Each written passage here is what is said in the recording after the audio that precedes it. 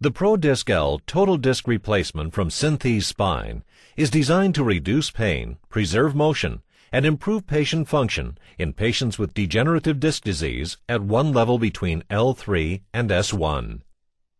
The prodisc L implant is based on a ball and socket design. Prodisc L end plates have patented central keels and lateral spikes for initial fixation to the vertebral bodies, and a plasma-sprayed titanium coating on all bone-contacting surfaces to promote bony integration. The prodisc L end plates are inserted in a collapsed position and then distracted for the polyethylene inlay insertion. This modular technique facilitates end plate insertion and provides controlled distraction for polyethylene inlay assembly.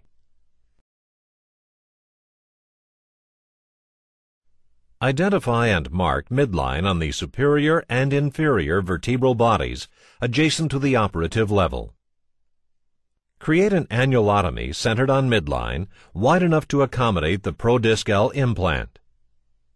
Perform a thorough discectomy using the bone elevator and standard rongeurs, Kerrisons, and curettes, ensuring the posterolateral corners are free of disc material. Insert the vertebral body spreaders to the posterior margin of the vertebral bodies to gradually remobilize the motion segment. The posterior longitudinal ligament should be completely exposed and released or resected as required to achieve remobilization. Trial implants are used to determine the appropriate implant footprint, lordotic angle, and disc height. Advance the trial to the posterior margin of the vertebral bodies. The adjustable stop can be backed out to allow the trial to be positioned more posteriorly. Advance the chisel into the vertebral bodies until it is fully seated on the trial. The chisel and trial are left in place until the prodisc L implant is ready for insertion. Load the inferior end plate and superior end plate onto the inserter and nest the two end plates together. Remove the chisel and trial.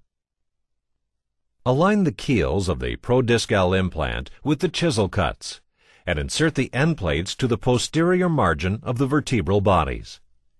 Load the polyethylene inlay into the grooves in the inferior arms of the inserter. Assemble the distractor to the inserter. Use the thumb screw to fully advance the distractor. Verify that the posterior edges of the end plates have separated from each other. Insert the inlay pusher into the grooves in the inferior arms. Manually push and lock the polyethylene inlay into the inferior end plate. Remove the instruments and verify final implant positioning.